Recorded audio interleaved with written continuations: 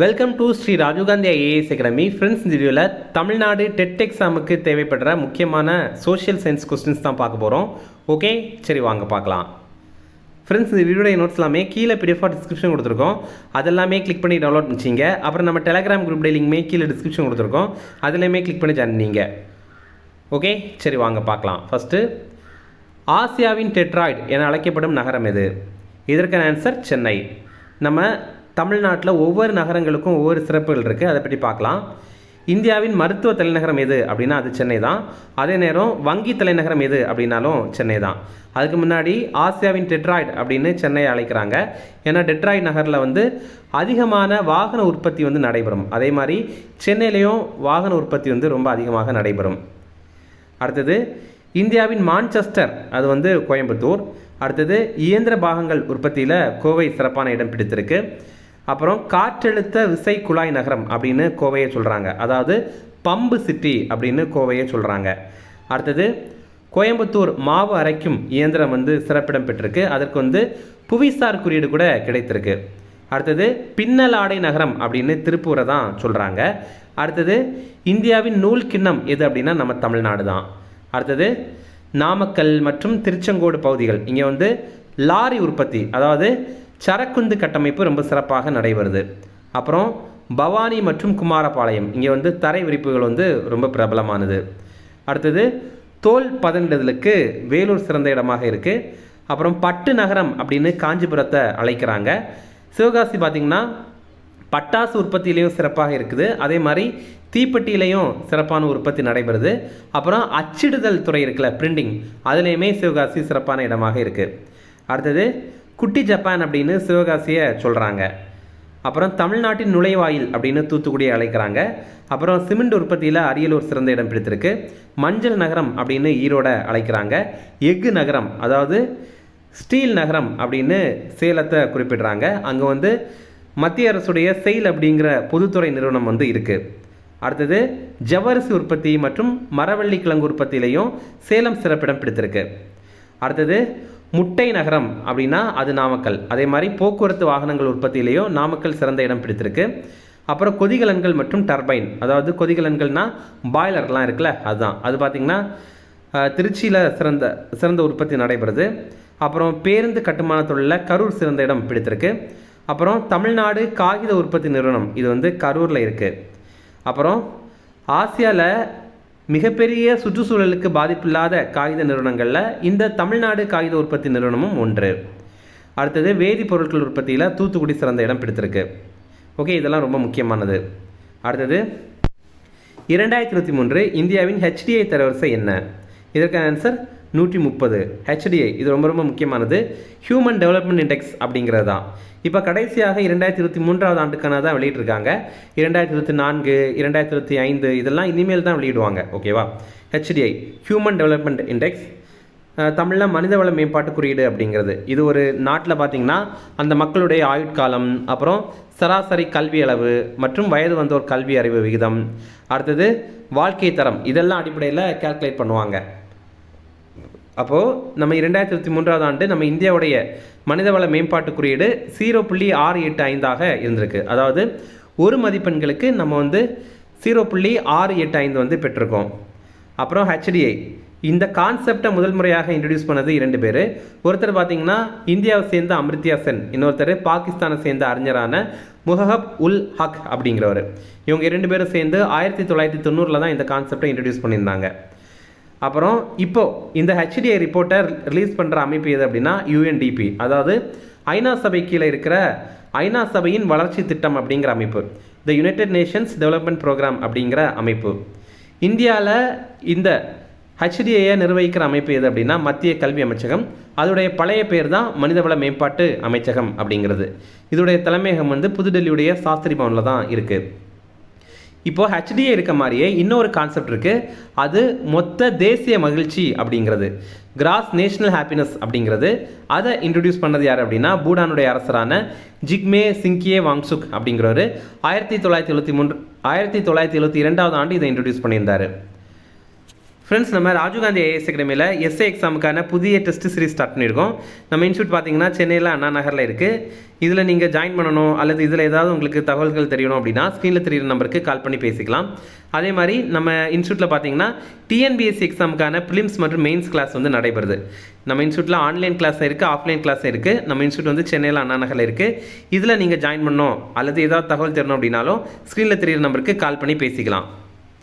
அடுத்தது 2011 கணக்கெடுப்பின்படி இந்தியாவின் கல்வி அறிவு விகிதம் என்ன? இதற்கான ஆன்சர் 74.04%. இப்போ பார்த்தீங்கன்னா நமக்கு 2011ஆவது ஆண்டு மக்கள் தொகை கணக்கெடுப்பு தான் இது வரைக்கும் எடுத்ததுலேயே ரொம்ப ரீசெண்டானது. இதுக்கப்புறம் 2021ஆவது ஆண்டு எடுத்திருக்க வேண்டியது, ஆனால் வந்து கொரோனா இன்னும் சில காரணங்கள்னால அது தடைப்பட்டிருக்கு. ஆனால் வந்து கூடிய சீக்கிரம் எடுத்துருவாங்க. ஓகே, இப்போ நம்ம இப்போ வந்து 2011 கணக்கெடுப்பை வச்சு தான் நம்ம வந்து படிக்கணும். ஃபஸ்ட்டு பார்த்தீங்கன்னா 2011 மக்கள் தொகை கணக்கெடுப்பின்படி இந்தியாவுடைய மக்கள் தொகை 121 கோடியாக இருந்துச்சு. அதே தமிழ்நாடுடைய மக்கள் தொகை 7.21 கோடியாக இருந்துச்சு. இந்தியாவில் தமிழ்நாடு வந்து 6வது இடம் வந்து பிடித்திருக்கோம். தமிழ்நாட்டுடைய கல்வி அறிவு விகிதம் வந்து 80.09% இருந்துச்சு. இந்தியாவிலேயே அதிக எழுத்தறிவு விகிதம் பெற்ற மாநிலம் வந்து கேரளா. அங்கே 94% கல்வி அறிவு வந்து இருக்குது. குறைவு வந்து பீகார். பாலின விகிதம் இது என்னென்னா, ஒரு 1000 ஆண்களுக்கு எத்தனை பெண்கள் இருக்காங்க அப்படிங்கிறது தான். இந்தியாவில் பார்த்தீங்கன்னா 1000 ஆண்களுக்கு 953 பெண்கள் தான் இருக்காங்க. அதுவே நம்ம தமிழ்நாட்டில் 1000 ஆண்களுக்கு 996 பெண்கள் இருக்காங்க. அடுத்தது அதிக பாலின விகிதம் இது கொண்டது எங்கே அப்படின்னா கேரளாவில் தான். கேரளாவில் பார்த்தீங்கன்னா 1000 ஆண்களுக்கு 1084 பெண்கள் இருக்காங்க. ரொம்ப குறைவு வந்து ஹரியானாவில் தான். அப்புறம் இந்திய மக்கள் தொகை அடர்த்தி, அதாவது பாப்புலேஷன் டென்சிட்டி அப்படின்னு சொல்லுவாங்க. இது என்னென்னா, இந்தியாவில் 1 சதுர கிலோமீட்டரில் எவ்வளோ பேர் இருக்காங்க அப்படிங்கிறது அர்த்தம். இந்தியாவில் பார்த்தீங்கன்னா 382 பேர் இருக்காங்க. அதுவே தமிழ்நாட்டில் பார்த்தீங்கன்னா 1 சதுர கிலோமீட்டரில் 555 பேர் இருக்காங்க. அடுத்தது மக்கள் தொகை அடர்த்தியில் ரொம்ப அதிகமாக இருக்கிறது பீகார். மக்கள் தொகை அடர்த்தியில் ரொம்ப குறைவாக இருக்கிறது அருணாச்சல பிரதேசம். அப்புறம் இந்தியர்களுடைய வாழ்நாள் எதிர்பார்ப்பு இப்போது 63.5 ஆண்டுகளாக இருக்குது. அப்புறம் உயர்கல்வி சேர்க்கை விகிதம், அதாவது 12th முடிந்துட்டு காலேஜில் போய் படிக்கிறாங்கல்ல, இந்த மாதிரி படிக்கிறதுல முதலிடம் பிடித்தது நம்ம தமிழ்நாடு. ஓகே, இதெல்லாம் ரொம்ப முக்கியமானது. அடுத்தது இந்தியாவில் வரி அமைப்பு முறையை அறிமுகம் செய்தவர் யார்? இதற்கான ஆன்சர் ஜேம்ஸ் வில்சன். 1857ஆவது ஆண்டு புரட்சி ஏற்பட்டுச்சு. அந்த டைமில் வந்து நிறைய இழப்புகள் ஆங்கிலேய அரசுக்கு நடைபெற்றது. அதை ஈடுகட்டுற விதமாக தான் 1860ஆவது ஆண்டு ஜேம்ஸ் வில்சன் வந்து வரி அப்படிங்கிற சிஸ்டத்தை இந்தியாவில் வந்து இன்ட்ரடியூஸ் பண்ணார். நம்ம முக்கியமாக இன்னொரு வரியை பற்றி பார்க்கணும், ஜிஎஸ்டி. இது ஒரு மறைமுக வரி. அதாவது நம்ம போய் ஜிஎஸ்டியை நேரடியாக கவர்மெண்ட்டுக்கிட்ட கட்ட போகிறதில்ல. நம்ம ஏதாவது ஒரு பொருள் வாங்குவோம், அதில் மறைமுகமாக அந்த வரியை கவர்மெண்ட்டுக்கு நம்ம பே பண்ணுற மாதிரி இருக்கும். ஜிஎஸ்டியுடைய விரிவாக்கம் கூட்ஸ் அண்ட் சர்வீசஸ் டேக்ஸ் அப்படிங்கிறது தான். ஜிஎஸ்டி ஃப்ரான்ஸில் 1954 அறிமுகம் பண்ணியிருந்தாங்க. அடுத்தது நம்ம இந்தியாவில் 2017 ஜூலை 1ஆம் தேதி இதை அறிமுகம் பண்ணியிருந்தாங்க. ஜிஎஸ்டியுடைய குறிக்கோள் ஒரு நாடு ஒரு அங்காடி ஒரு வரி அப்படிங்கிறது தான். ஜிஎஸ்டியில் என்னென்ன வரி விகிதங்கள் இருந்துச்சு அப்படின்னா 5%, 12%, 18% மற்றும் 28% இந்த மாதிரி தான் இருந்துச்சு. இப்போ இதில் 12ஐயும் 28ஐயும் நீக்கிட்டாங்க. அடுத்தது பொருளாதாரத்தின் தந்தை யார்? இதற்கான ஆன்சர் ஆடம் ஸ்மித். ஓகேவா, இது ரொம்ப முக்கியமானது. ஆடம் ஸ்மித்துடைய முக்கியமான நூல்கள் வெல்த் ஆஃப் நேஷன்ஸ், அப்புறம் and enquiry into the nature and the causes of the wealth of nations. அப்போ பொதுவாக பார்த்தீங்கன்னா வெல்த் ஆஃப் நேஷன்ஸ் அப்படிங்கிற புத்தகத்தை எழுதுனது யார் அப்படின்னா அது ஆடம் ஸ்மித் தான். அப்புறம் பார்த்தீங்கன்னா இதே மாதிரி முதலாளித்துவத்தின் தந்தை, ஃபாதர் ஆஃப் கேபிட்டலிசம் யார் அப்படின்னா அதுவும் ஆடம் ஸ்மித் தான். அதே மாதிரி பொது உடைமையின் தந்தை, ஃபாதர் ஆஃப் கம்யூனிசம் யார் அப்படின்னா அது காரல் மார்க்ஸ். அப்புறம் நவீன பேரியல் பொருளாதாரத்தின் தந்தை, அதாவது father of modern macro economics யார் அப்படின்னா ஜான் கீன்ஸ் அவர் தான்.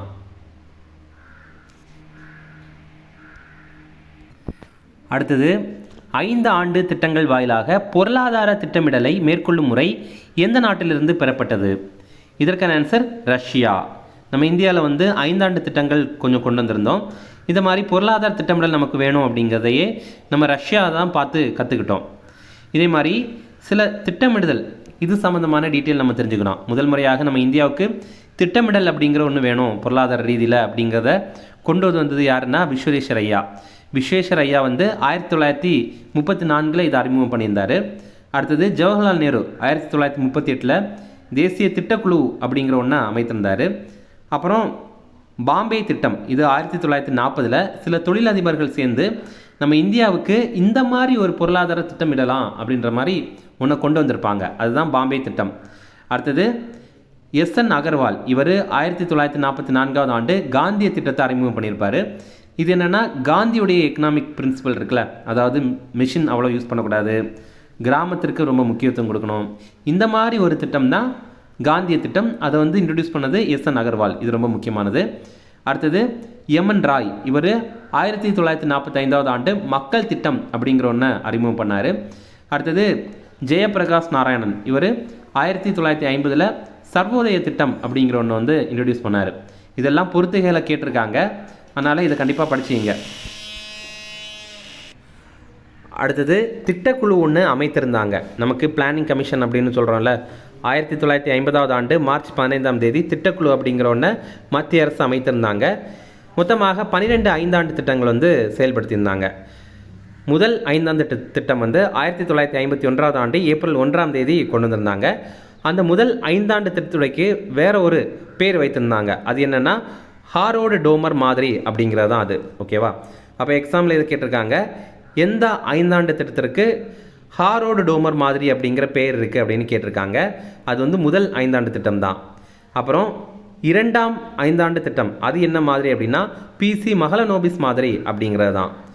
மூன்றாவது ஐந்தாண்டு திட்டம், இதோடைய பேர் வந்து காட்கில் திட்டம் அப்படிங்கிறது. ஆறாவது ஐந்தாண்டு திட்டம், இதோடைய இலக்கு தான் வறுமை ஒழிப்பு அப்படிங்கிறது. இதுவுமே எக்ஸாமில் அதிகமாக கேட்டிருக்காங்க.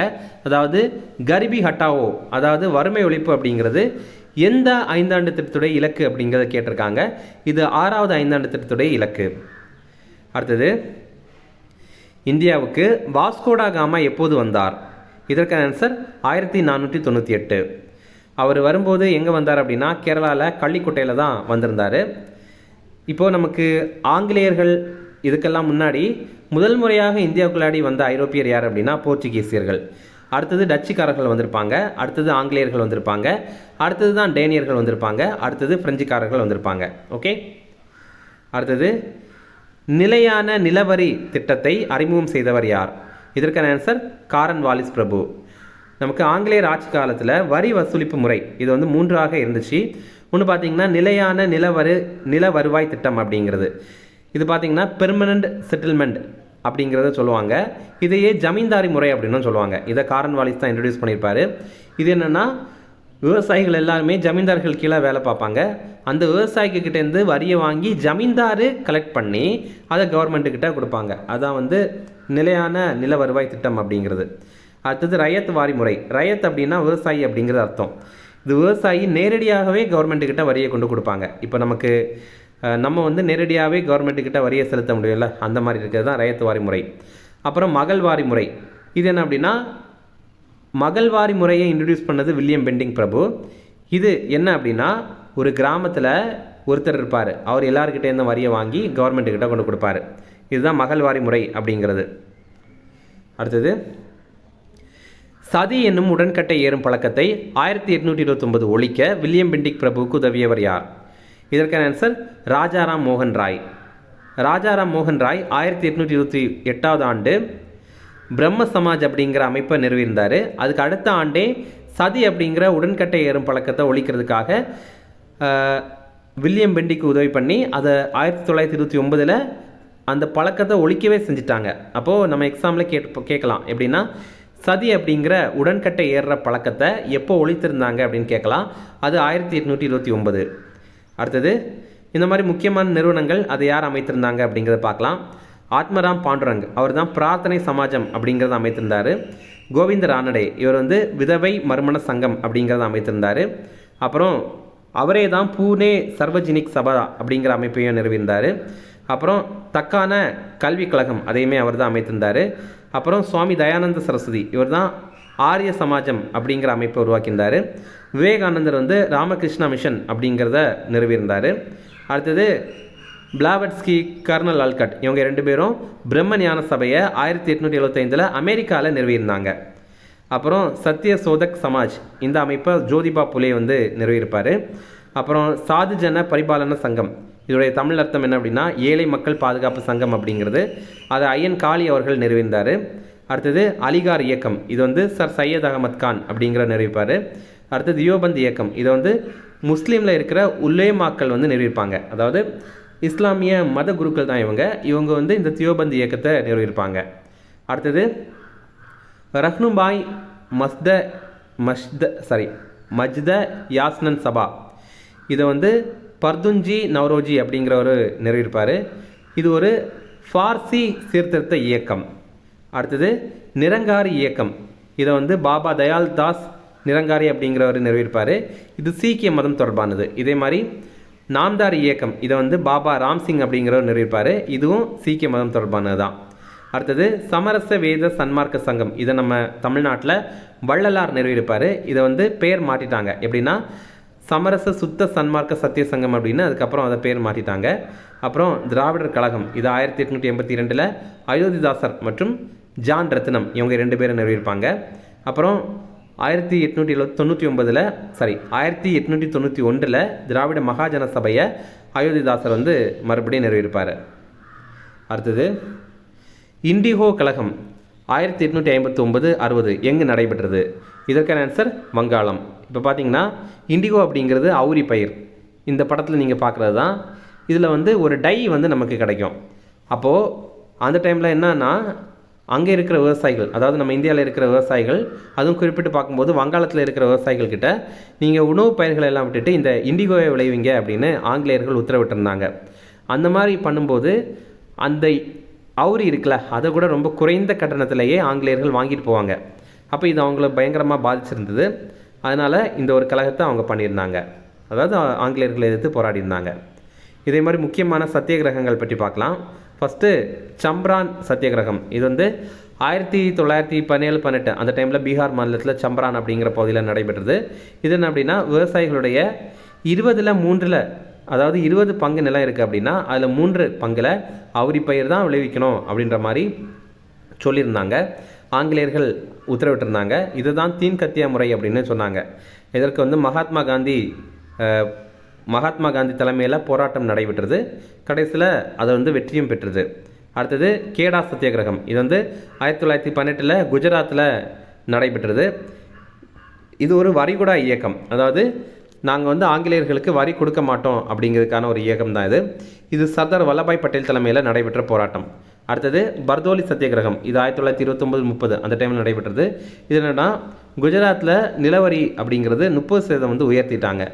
அதற்காக மறுபடியும் சர்தார் வல்லபாய் பட்டேல் தலைமையில் புரட்சி நடைபெற்றது. அதுதான் பர்தோலி சத்தியாகிரகம் அப்படிங்கிறது. அடுத்தது தமிழ்நாடு எத்தனை பாளையங்களாக பிரிக்கப்பட்டிருந்தது? இதற்கான ஆன்சர் 72. நம்ம தமிழ்நாட்டில் பாளையக்காரர் முறையை அறிமுகம் பண்ணது காக்கத்திய அரசரான பிரதாபருத்ரன் அப்படிங்கிறவர் மற்றும் அவருடைய அமைச்சரான விஸ்வநாத நாயக்கர், அவங்க 2 பேரும். பாளையக்காரர்கள் அவங்கள தோற்கடித்தவங்க யாரெல்லாம் அப்படின்னு பார்க்கலாம். முத்து வடுகநாதர், இவரை தோற்கடித்தவர் பான்ஜோர். அடுத்தது புலித்தேவர், இவரை தோற்கடித்தது கேப்டன் கேம்பல். அடுத்தது வீரபாண்டிய கட்டபொம்மன், இவரை தோற்கடித்தது மேஜர் பேனர்மேன். அப்புறம் வேலூர் புரட்சி, இது 1806 ஆண்டு ஜூலை 10 நடைபெற்றது. இது அடக்கியவர் வந்து ஜில்லஸ்பி அப்படிங்கிறவர். அடுத்தது ஃபராசி இயக்கத்தை தொடங்கியவர் யார்? இதற்கான ஆன்சர் ஹாஜி ஷரியத்துல்லா. ஃபராசி இயக்கம் ரொம்ப முக்கியமான ஒரு இயக்கம். இதே மாதிரி ரொம்ப முக்கியமான இயக்கங்கள் அதை தொடங்கினது யாரெல்லாம் அப்படின்னு பார்க்கலாம். ஃபராசி இயக்கம் இதெல்லாம் பழங்குடியின மக்களுடைய இயக்கங்கள். இதை ஹாஜி ஷரியத்துல்லா வந்து தொடங்கியிருப்பார். அப்புறம் வாகாபி கிளர்ச்சி, இது வந்து வங்காளத்தில் பசரத் அப்படிங்கிற பகுதியில் நடைபெற்றிருக்கும். இது வந்து டிடுமீர் அப்படிங்கிறவர் தொடங்கியிருப்பார். அடுத்தது கோல் கிளர்ச்சி, இது வந்து சோட்டா நாக்பூர் மற்றும் சிங்பும் இந்த 2 பகுதிகளில் நடைபெற்றிருக்கும். இதை நடத்தினவங்க வந்து பிந்த்ராய் மற்றும் சிங்ராய் அப்படிங்கிறவங்க. அடுத்தது சாந்தல் கிளர்ச்சி, இது வந்து ராஜமஹால் மலையில் வந்து நடைபெற்றிருக்கும். இதில் பார்த்திங்கன்னா நம்ம தற்போதைய குடியரசுத் தலைவரான திரௌபதி முர்மு அவங்களுமே இந்த சாந்தல் இனத்தை சேர்ந்தவங்க தான். இது வந்து 1854-55 அந்த டைமில் வந்து நடைபெற்றிருக்கும். சித்து மற்றும் கனு இவங்க 2 பேரும் இதை நடத்தியிருப்பாங்க. அடுத்தது முண்டா கிளர்ச்சி, இதை வந்து உலுக்குலன் கிளர்ச்சி அப்படின்னு சொல்கிறாங்க. அதே மாதிரி பெரிய கழகம் அப்படின்னு சொல்கிறாங்க. இது வந்து ராஞ்சியில் தான் நடைபெற்றது. இதுக்கு பிர்சா முண்டா வந்து தலைமை தாங்கியிருந்தார் 1889. அடுத்தது மங்கள் பாண்டே எப்போது ஐரோப்பிய அதிகாரியை தாக்கினார்? இதற்கான ஆன்சர் 1857 மார்ச் 29. நம்ம இந்தியாவுடைய முதல் சுதந்திர போர் அப்படின்னு அழைக்கப்படுறது இந்த பெருங்கிளர்ச்சி 1857 நடைபெற்றது. அப்போ பார்த்தீங்கன்னா முதல் முறையாக மங்கள் பாண்டே தான் இதை தொடங்கி வைத்திருப்பார். அதுக்கு அடுத்தது 1857 மே 11 மீரட்டிலிருந்து செங்கோட்டை நோக்கி நம்ம இந்திய படை வீரர்கள் அணிவகுப்பு பண்ணியிருந்தாங்க. யாருடைய தலைமையில் இந்த போராட்டம் நடைபெற்றது அப்படின்னா முகலாய மன்னரான 2ஆம் பகதூர் ஷா தலைமையில் தான் நடைபெற்றது. இதே மாதிரி ஒவ்வொரு இடத்துலையும் யார் யார் போராடினாங்க, அவங்கள தோக்கடித்த ஆங்கிலேய அதிகாரி யார் அப்படிங்கிறத கொஞ்சம் பார்க்கலாம். நானா சாஹிப் இவர் வந்து கான்பூரில் போராடினார். அவரை கோலின் கேம்பல் தான் தோக்கடித்தார். அப்புறம் பேகம் ஹசரத் மஹால் இவங்க வந்து லக்னோவில் போராட்டம் நடத்தியிருந்தாங்க. அவங்கள தோக்கடித்தது ஹென்ரி லாரன்ஸ். அப்புறம் கான் பகதூர் கான் இவங்க வந்து பரேலியில் கிளர்ச்சி பண்ணியிருந்தாங்க. அவரை தோக்கடித்தது கோலின் கேம்பல். அடுத்தது லக்ஷ்மி பாய் இருக்காங்கல்ல, ராணி லக்ஷ்மி பாய், அவங்களும் தந்தியா தோபே இவங்க 2 பேரும் சேர்ந்து ஜான்சி மற்றும் குவாலியர் இந்த பகுதிகளில் போராட்டம் நடத்திட்டு இருந்தாங்க. இவங்க 2 பேரையுமே தோக்கடித்தது ஹக்ரோஸ் அப்படிங்கிற ஆங்கிலேய அதிகாரி. அடுத்தது பகதூர் ஷா 2, அதாவது 2ஆம் பகதூர் ஷா, இவர் வந்து டெல்லியில் போராட்டம் நடத்திட்டு இருந்தார். இவரை தோக்கடித்தது ஜான் நிக்கல்சன் அப்படிங்கிறவர். அடுத்தது குன்வர் சிங் இவர் வந்து பீகாரில் போராட்டம் நடத்திட்டு இருந்தார். இவரை தோக்கடித்தது வில்லியம் டெய்லர். ஓகே, இதெல்லாமே பொறுத்துகளை வந்து கேட்டிருக்காங்க, அதனால் கண்டிப்பாக இவங்க பேர் எல்லாமே பார்த்துங்க. அடுத்தது இந்திய தேசிய காங்கிரஸை உருவாக்கியவர் யார்? இதற்கான ஆன்சர் ஏஓ ஹியூம். இதோடைய முதல் கூட்டம் 1885 டிசம்பர் 28 பம்பாயில் நடைபெற்றது. அதில் 72 பேர் தான் பங்கேற்றிருந்தாங்க. அடுத்தது முக்கியமான இந்திய தேசிய காங்கிரஸுடைய கூட்டங்கள் அது எங்கெங்கே நடைபெற்றது அப்படிங்கிறத நம்ம பார்க்கணும். முதல் கூட்டம் 1885 நடைபெற்றது, பம்பாயில் நடைபெற்றது. நம்ம இப்போ பார்த்தோம். அது யாருடைய தலைமையில் நடைபெற்றது அப்படின்னா WC பானர்ஜி, அதாவது உமேஷ் சந்திர பானர்ஜி அவருடைய தலைமையில் தான். அடுத்தது 2ஆம் கூட்டம் இது கல்கட்டாவில் நடைபெற்றது. அதற்கு தலைமை தாங்கினது தாதாபாய் நவ்ரோஜி அவர். அப்புறம் 3வது கூட்டம் மெட்ராஸில் நடைபெற்றது. இதற்கு தலைமை தாங்கினது பக்ருதீன் தியாப்ஜி அப்படிங்கிறவர். இதில் 2 சிறப்புகள் இருக்குது. ஒன்று பார்த்தீங்கன்னா நம்ம தமிழ்நாட்டில் நடைபெற்ற முதல் கூட்டம் வந்து இதுதான். கூடவே இந்த கூட்டத்தில் முதல் முறையாக ஒரு இஸ்லாமியர் தலைமை தாங்கியிருக்காரு, அவர் தான் பக்ருதீன் தியாப்ஜி அப்படிங்கிறவர். 4வது கூட்டம் அலகாபாத்தில் நடைபெற்றது. இதற்கு ஜார்ஜ் ஜூலே அப்படிங்கிறவர் தலைமை தாங்கியிருந்தார். இதில் என்ன சிறப்பு அப்படின்னா இவர் ஒரு ஆங்கிலேயர். அப்போது நம்ம இந்தியாவை சாராத ஒருத்தர் தலைமை தாங்கிறது இதுதான் முதல் கூட்டம். அடுத்தது 1907 சூரத்தில் இந்திய தேசிய காங்கிரஸுடைய கூட்டம் நடைபெற்றது. அதில் தான் பார்த்தீங்கன்னா மிதவாதிகள் மற்றும் தீவிர தேசியவாதிகள் அப்படின்னு இந்திய தேசிய காங்கிரஸ் வந்து 2ஆக பிரிவாங்க. அதுதான் சூரத் பிளவு அப்படின்னு சொல்லுவாங்க. அந்த கூட்டத்திற்கு தலைமை தாங்கினது ராஷ் பிகாரி கோஷ் அப்படிங்கிறவர். அடுத்தது 1916 லக்னோவில் இந்த முஸ்லீம் லீக் வந்து இந்திய தேசிய காங்கிரஸ் கூட இணைவாங்க. கூடவே பிரிந்த மிதவாதிகளும் தீவிர தேசியவாதிகளும் இதில் தான் இணைவாங்க. இதில் வந்து தலைமை தாங்கினது ஏசி மஜும்தார் அப்படிங்கிறவங்க. அடுத்தது 1917 கல்கட்டாவில் முதல் முறையாக பெண் தலைவர் ஒருத்தங்க தலைமை தாங்கியிருப்பாங்க. அவங்க தான் வந்து அனி பெசன்ட். அடுத்தது 1925 கான்பூரில் கூட்டம் நடைபெற்றிருக்கும். அதில் முதல் முறையாக இந்திய பெண் தலைவர் தலைமை தாங்கியிருப்பாங்க. அவங்க தான் சரோஜினி நாயுடு. அடுத்தது 1924 பெல்காமில் ஒரு கூட்டம் நடந்திருக்கும். அதில் தான் மகாத்மா காந்தி வந்து தலைமை தாங்கியிருப்பார். அடுத்தது 1938 ஹரிப்பூராவில் கூட்டம் நடந்திருக்கும். அங்கே தான் சுபாஷ் சந்திர போஸ் வந்து தலைமை தாங்கியிருப்பார். ஓகே, இதெல்லாம் ரொம்ப முக்கியமானது. அடுத்தது வங்க பிரிவினை நடைபெற்ற தினம் இது. இதற்கான ஆன்சர் 1905 அக்டோபர் 16. இதில் பாருங்கள், நம்ம முக்கியமான தினங்கள் நம்ம இந்திய தேசிய இயக்கம் இருக்குல்ல, அதில் இருக்கிற முக்கியமான தினங்கள் பார்க்கலாம். ஃபஸ்ட்டு 1869 அக்டோபர் 2 இது மகாத்மா காந்தி பிறந்த நாள். அடுத்தது 1917 ஏப்ரல் 13 இதில் தான் ஜாலியன் வாலாபாக் படுகொலை நடைபெற்றது. அடுத்தது 1922 பிப்ரவரி 5 இதில் தான் சௌரி சௌரா நிகழ்வு வந்து நடைபெற்றது. அடுத்தது 1927 நவம்பர் 8 தான் சைமன் குழு வந்து அமைத்திருந்தாங்க. அடுத்தது 1930 ஜனவரி 26 நேரு என்னன்னா இந்த தினத்தை சுதந்திர திருநாளாக அறிவித்திருந்தார். பூர்ண சுவராஜ் அப்படின்ற மாதிரி அறிவித்திருந்தார். அடுத்தது உப்பு சத்தியாகிரகம் இது வந்து 1930 மார்ச் 12 ஆரம்பித்து 1930 ஏப்ரல் 5 வரைக்கும் நடைபெற்றது. அடுத்தது வட்டமேசை மாநாடுகள் 3 நடைபெற்றது. முதலாம் வட்டமேசை மாநாடு 1930, 2ஆம் வட்டமேசை மாநாடு 1931, 3ஆம் வட்டமேசை மாநாடு 1932 நடைபெற்றது. அடுத்தது காந்தி இர்வின் ஒப்பந்தம் இது 1931 மார்ச் 5 நடைபெற்றது. அடுத்தது வகுப்பு வாரி ஒதுக்கீடு, இதை வந்து ராம்சே மெக்டொனால்டு வந்து வழங்கியிருப்பார். 1932 ஆகஸ்ட் 16 இது வந்து வழங்கியிருப்பாங்க. அடுத்தது பூனா ஒப்பந்தம், அதாவது ராம்சே மெக்டொனால்டு வழங்கின இந்த வகுப்பு வாரி ஒதுக்கீடு நமக்கு வேண்டாம் அப்படிங்கிறதுக்காக காந்திக்கும் அம்பேத்கருக்கு இடையில் இந்த பூனா ஒப்பந்தம் வந்து கையொப்பமாயிருக்கும். 1932 செப்டம்பர் 24 கையொப்பமாயிருக்கும். அடுத்தது கிரிப்ஸ் தூதுக்குழு, இது வந்து 1942 மார்ச் 22 அமைத்திருந்தாங்க. அப்புறம் வெள்ளையனே வெளியேறு இயக்கம், இது வந்து 1942 ஆகஸ்ட் 8 அமைத்திருந்தாங்க. அப்புறம் வேவல் திட்டம், இது 1945 ஜூன் 14 இது வந்து நடைபெற்றது. அந்த திட்டத்தை அமைத்திருந்தாங்க. அடுத்தது நேரடி நடவடிக்கை தினம், இது பார்த்திங்கன்னா 1946 ஆகஸ்ட் 16 ஜின்னா இருக்கார்ல, அவர் வந்து இந்த தினத்தை அறிவித்திருப்பார். இதில் வந்து இஸ்லாமியர்கள் எல்லாரையும் போராட்டம் பண்ணதுக்கு சொல்லியிருப்பார். அதுதான் டைரக்ட் ஆக்ஷன் டே, அதாவது நேரடி நடவடிக்கை நாள் அப்படிங்கிறது தான். அடுத்தது மவுண்ட் பேட்டன் பிரபு திட்டம், இது நமக்கு இந்தியாவுக்கு சுதந்திரம் கொடுக்கறதுக்கான ஒரு திட்டம் தான். இது வந்து 1947 ஜூன் 3 கொண்டு வந்திருப்பாங்க. அப்புறம் இந்திய விடுதலை சட்டம், இது வந்து பிரிட்டன் நாடாளுமன்றத்தில் எப்போ இயற்றியிருந்தாங்க அப்படிங்கிறது ரொம்ப முக்கியமானது. 1947 ஜூலை 18 தான் இயற்றியிருப்பாங்க. அடுத்தது இனி ஹிஸ்ட்ரி தொடர்பான நியூஸ் பார்க்கலாம். ஹிஸ்ட்ரி சம்பந்தமான கொஸ்டின்ஸ் பார்க்கலாம். வெண்கலத்தால் ஆன நடன மாது சிலை எங்கு கிடைக்கப்பெற்றது? இதற்கான ஆன்சர் மொஹஞ்சதாரோ. இப்போ பார்த்தீங்கன்னா நமக்கு சிந்து சமவெளி நாகரிகத்தில் எங்கே கிடைத்திருக்கு, என்னென்ன கிடைத்திருக்கு அப்படிங்கிற பார்க்கணும். மொஹஞ்சதாரோவில் கண்டுபிடிக்கப்பட்ட பொருட்கள் என்னென்ன அப்படின்னா நடன பெண், அப்புறம் மதகுரு சிலை, அப்புறம் பசுபதி முத்திரை இதெல்லாமே, அப்புறம் பெரிய குளியல் குளம், தாய் தெய்வம் இதெல்லாமே இங்கே தான் கண்டுபிடிச்சிருக்காங்க. அப்புறம் ஹரப்பாவில் தான் தானிய கூடம் கண்டுபிடித்திருக்காங்க. லோத்தலில் கப்பல் கட்டும் தளம் கண்டுபிடித்திருக்காங்க. காலிபங்கனில் நெருப்பு குண்டங்கள் மற்றும் ஒட்டக எலும்புகள் இதெல்லாம் கிடைத்திருக்கு. அப்புறம் கோட்டை மற்றும் கீழ்நகரம், இது பார்த்திங்கன்னா ஹரப்பா மற்றும் மொஹஞ்சதாரோ இந்த 2 பகுதிகளிலையும் காணப்பட்டிருக்கு.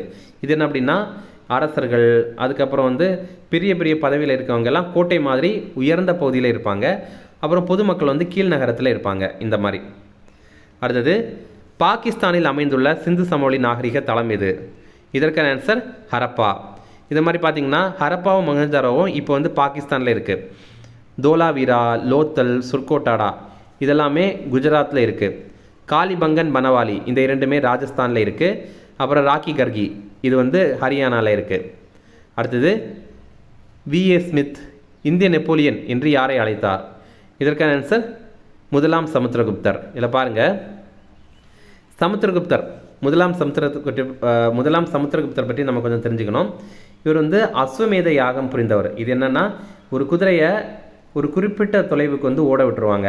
அந்த குதிரை வந்து எந்தெந்த பகுதிக்கு போகுதோ அதெல்லாமே இந்த அரசருக்கு சொந்தம் அப்படிங்கிறதான் அர்த்தம்.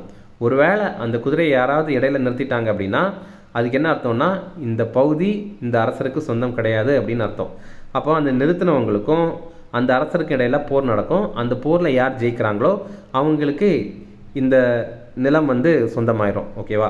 இப்போ கடைசியில் அந்த குதிரையை யார் அனுப்புனாங்களோ அவங்களே கூப்பிட்டு வந்து பலியிட்டுருவாங்க. இதுதான் அஸ்வமேத யாகம். இதை வந்து புரிந்தவர் யார் அப்படின்னா சமுத்திரகுப்தர் 1, அதாவது முதலாம் சமுத்திரகுப்தர். அடுத்தது இவர் வந்து கவிராஜா அப்படின்னு அழைக்கப்பட்டார். ஏன்னா இவருடைய நாணயங்களில் பார்த்தீங்கன்னா இவர் வீணை வாசிக்கிறது தெரியுது. அப்புறம் அதுதான் இவங்க குறிப்பிடுறாங்க. அடுத்தது அலாவுதீன் கில்ஜி ஆட்சி காலத்தில் திவானை விசாரத் எந்த துறையை குறிக்கும்? இதற்கான ஆன்சர் நிதித்துறை. அலாவுதீன் கில்ஜி காலத்தில் நிறைய துறைகள் அவர் அமைத்து ஆட்சி பண்ணியிருந்தார். அதில் திவானை விசாரத் அப்படிங்கிறது நிதித்துறை, திவானை அரிஸ் அப்படிங்கிறது இராணுவத்துறை, திவானை இன்ஷா அப்படிங்கிறது தகவல் தொடர்பு துறை, திவானை குவாசா அப்படிங்கிறது நீதித்துறை, திவானை ரிசாலத் அப்படிங்கிறது மத விவகாரங்கள் துறை. அடுத்தது அஷ்டபிரதான் யாருடைய ஆட்சியில் இருந்தார்கள்? இதற்கான ஆன்சர் மராட்டிய. அதாவது மராட்டியர் ஆட்சி காலத்தில் அஷ்டபிரதான்கள் வந்து இருந்தாங்க. அது யாரெல்லாம் அப்படின்னு பார்க்கலாம். பேஷ்வா அப்படின்னா பிரதமர், அமத்தியா அப்படின்னா நிதி அமைச்சர், வாக்கியா நாவிஸ் அப்படின்னா உள்துறை அமைச்சர், சுமந்த் அப்படின்னா வெளியுறவுத்துறை அமைச்சர், சாரை நௌபட் அப்படின்னா தலைமை தளபதி, சர்னவிஸ் அல்லது சச்சிவ் அப்படிங்கிறது கடித போக்குவரத்து மற்றும் அரச உத்தரவுகள் தொடர்பான அமைச்சகம். அடுத்தது பண்டிட் ராவ் அப்படின்னா தலைமை பூசாரி, அப்புறம் நியாயதீஷ் அப்படின்னா தலைமை நீதிபதி. அடுத்தது நவரத்னங்கள் யாருடைய ஆட்சி காலத்தில் இருந்தனர்? இதற்கான ஆன்சர் குப்த காலம். குப்த காலத்தில் பார்த்தீங்கன்னா நவரத்னங்கள் இருந்தாங்க. அது யாரெல்லாம் அப்படின்னு பார்க்கலாம். காளிதாசர் வந்து சமஸ்கிருத புலவர், ஹரிசேனர் இவர் சமஸ்கிருத புலவர். அமரசிங்கர் இவர் வந்து அகராதியியல் ஆசிரியர், அதாவது டிக்ஷனரி மாதிரி வந்து உருவாக்கியிருந்தாங்க. அடுத்தது தன்வந்திரி இவர் வந்து மருத்துவர். காகபானகர் இவர் வந்து ஜோதிடர். அடுத்தது சன்கு இவர் வந்து கட்டடக்கலை நிபுணர். அடுத்தது வராகிமிகர் இவர் வந்து வானியல் அறிஞர். அப்புறம் வராச்சி இவர் வந்து இலக்கண ஆசிரியர் மற்றும் சமஸ்கிருத புலவர். அப்புறம் விட்டல் பட்டர் இவர் வந்து மாய வித்தைக்காரர். இவங்க எல்லாம் குப்தா ஆட்சி காலத்தில் இருந்த நவரத்தினங்கள். அடுத்தது எந்த அரசியலமைப்பு விதியை அரசியலமைப்பின் இதயமும் ஆன்மாவும் போன்றது என அம்பேத்கர் விவரித்தார்? இதற்கான ஆன்சர் ஆர்டிகிள் 32. ஆர்டிகிள் 32 அப்படிங்கிறது தான் அரசியலமைப்பு தீர்வு காணும் உரிமை. அதாவது நம்மளுடைய அடிப்படை உரிமைகள் பாதிக்கப்படும் போது நம்ம நேரடியாக இந்த ஆர்டிக்கிளை பயன்படுத்தி உச்சநீதிமன்றத்திலேயே கேஸ் போடலாம். அடுத்தது இதே ஆர்டிக்கிளில் உச்சநீதிமன்றம் தொடர்பான நீதி பேராணைகளும் இருக்குது. உயர்நீதிமன்றம் தொடர்பான நீதி பேராணைகள் தொடர்பான ஆர்டிக்கிள் வந்து ஆர்டிக்கிள் 226. இதில் முதல் நீதி பேராணை ஆட்கொணர்வு நீதி பேராணை, ஹேபஸ் கார்பஸ். இரண்டாவதாக செயலுறுத்தும் நீதி பேராணை. முதல்ல ஆட்கொணர்வு நீதி பேராணைனா என்ன அப்படின்னா, ஒருத்தர் காணாமல் போயிட்டார் அப்படின்னா அவரை வந்து 24 மணி நேரத்துக்குள்ளாடி கோர்ட்டு முன்னாடி நிறுத்தணும் அப்படிங்கிறது தான் இந்த ஆட்கொணர்வு நீதி பேராணை. இது எப்போ பயன்படுத்துவாங்க அப்படின்னா, போலீஸ் கஸ்டடியில் ஒருத்தர் அரெஸ்ட் பண்ணி வச்சுருக்காங்க அப்படின்னா இந்த ஹேபஸ் கார்பஸை போட்டு அவரை வந்து இந்த கோர்ட் முன்னாடி நிறுத்துவாங்க.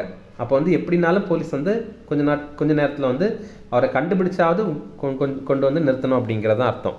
அடுத்தது செயலுறுத்தும் நீதி பேராணை. இது வந்து நீங்கள் ஒரு கவர்மெண்ட் ஆஃபீஸில் போகிறீங்க, அந்த கவர்மெண்ட் ஆஃபீஸில் இருக்கிற ஆஃபீஸருடைய வேலை உங்களுடைய வேலையை செஞ்சு தர்றது தான். ஆனால் அவர் அதுக்காக காசு கேட்குறாரு அல்லது பண்ண மாட்டேன் அப்படின்னு சொல்கிறாருன்னா இந்த நீதி பேராணையை நீங்கள் கோர்ட்டில் போட்டால் போதும், அவர் ஆட்டோமேட்டிக்காக இதை பண்ணிடுவார்.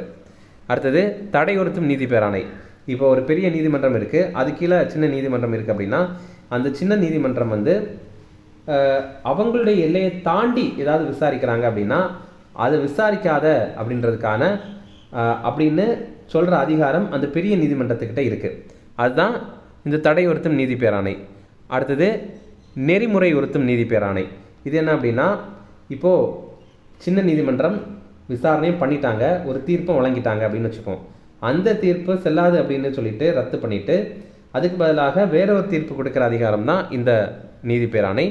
அப்புறம் தகுதியுறுத்தும் நீதி பேராணை, குவா வேரண்டோ. இது என்னென்னா, இப்போ ஒருத்தருக்கு வந்து கவர்மெண்ட்டில் வேலை கிடச்சிச்சு அப்படின்னா அவருக்கு என்ன அடிப்படையில் அந்த வேலை கிடச்சிது அப்படிங்கிறத செக் பண்ணுற அதிகாரம் வந்து இருக்குது. அதுதான் குவா வேரண்டோ அப்படிங்கிறது.